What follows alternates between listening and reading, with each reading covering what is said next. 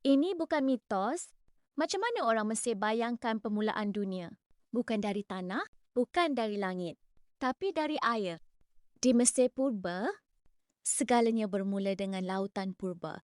Dipanggil Nun. Lebih mengejut, tiada apa-apa selain air gelap tanpa penghujung. Tiada cahaya, tiada daratan. Kemudian sesuatu berlaku. Dari air itu, muncul satu bukit pertama. Dipanggil Ben-Ben. Di situlah kehidupan bermula. Dan dewa pertama muncul. Mencipta langit dan bumi. Ini bukan sekadar cerita. Ia mencerminkan persekitaran mereka. Sungai Nil yang memberi kehidupan. Air yang menentukan segalanya. Dan yang paling pelik, kekacauan dianggap sebagai permulaan kewujudan. Bukan sesuatu yang perlu dielakkan. Ini menunjukkan satu perkara, cara manusia memahami dunia bergantung pada apa yang mereka lihat setiap hari. Air bagi mereka bukan sekadar sumber, tapi asal segala kewujudan. Soalan mudah, apakah nama lautan purba yang dipercayai sebagai asal dunia? Komen jawapan anda. Follow untuk fakta menarik setiap hari.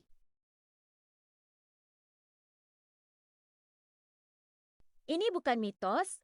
Macam mana orang Mesir dapat barang mewah? Bukan semua dari tanah mereka sendiri.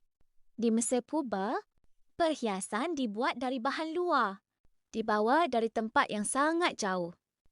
Lebih mengejutkan, emas bukan satu-satunya bahan berharga. Batu seperti lapis lazuli datang dari Afghanistan, ribuan kilometer jauhnya. Tanpa kapal moden, tanpa enjin, namun mereka tetap mendapatkannya melalui perdagangan jarak jauh dari satu tamadun ke tamadun lain. Ini bukan perjalanan biasa. Ia mengambil masa berbulan, malah mungkin bertahun. Dan yang paling pelik, bahan ini digunakan untuk perhiasan raja dan bangsawan sebagai simbol kuasa dan status. Semakin jauh asal sesuatu bahan, semakin tinggi nilainya. Ini menunjukkan satu perkara. Dunia sudah berhubung sejak zaman purba. Walaupun tanpa teknologi moden, manusia tetap mencari cara untuk berhubung dan berdagang. Soalan mudah, dari negara manakah batu lapis lazuli dibawa? Komen jawapan anda. Ini bukan mitos.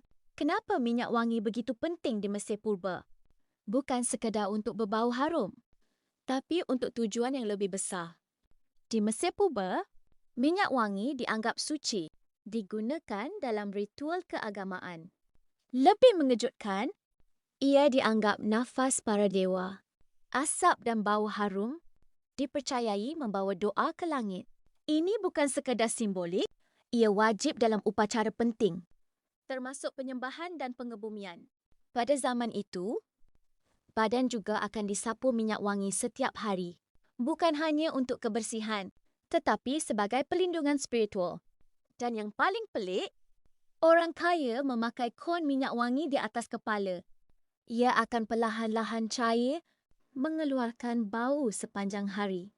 Ini menunjukkan satu perkara, bau boleh menjadi sebahagian daripada kepercayaan. Bukan sekedar deria, tapi hubungan antara manusia dan dunia gaib.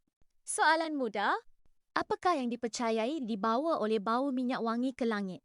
Komen jawapan anda. Follow untuk fakta menarik setiap hari. Ini bukan mitos. Macam mana proses mumia dilakukan sebenarnya? Bukan sekadar balut badan. Ada langkah yang agak ekstrem. Di Mesir purba, otak dianggap tidak penting. Lebih mengejutkan, ia dikeluarkan melalui hidung. Menggunakan alat panjang seperti cangkuk, otak akan dihancurkan terlebih dahulu, kemudian dikeluarkan sedikit demi sedikit. Ini bukan proses kasar semata-mata. Ia sebahagian daripada teknik mumifikasi untuk mengelakkan perebutan. Pada zaman itu, organ lain seperti jantung disimpan kerana dianggap pusat jiwa dan emosi. Namun, otak dibuang begitu sahaja. Dan yang paling pelik, mereka sangat teliti menjaga badan tetapi mengabaikan organ paling kompleks.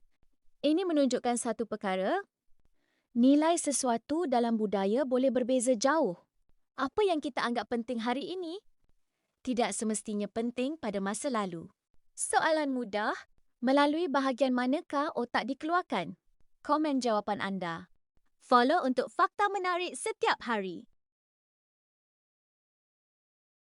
Jangan skip. Kenapa organ manusia disimpan dalam balang? Bunyi pelik. Tapi ini realiti Mesir Purba. Dalam proses mumifikasi, organ dalaman tidak dibiarkan dalam badan. Lebih mengejutkan, ia disimpan dalam balang khas dipanggil kanopik. Setiap balang ada fungsi tersendiri. Bukan sekadar bekas biasa. Ada 4 balang utama. Setiap satu dijaga oleh dewa berbeza. Hati, paru-paru, perut dan usus disimpan secara berasingan. Namun yang paling pelik, setiap penutup balang berbentuk kepala makhluk. Manusia, burung, serigala dan babun. Ini bukan hiasan semata-mata. Ia simbol perlindungan spiritual untuk memastikan organ selamat di alam selepas mati. Pada zaman itu, mereka percaya tubuh perlu lengkap untuk hidup semula selepas kematian. Dan yang paling mengejutkan, jantung tidak disimpan dalam balang kerana dianggap pusat jiwa. Ini menunjukkan satu perkara, kematian bagi mereka hanyalah satu perjalanan, bukan pengakhiran. Soalan mudah.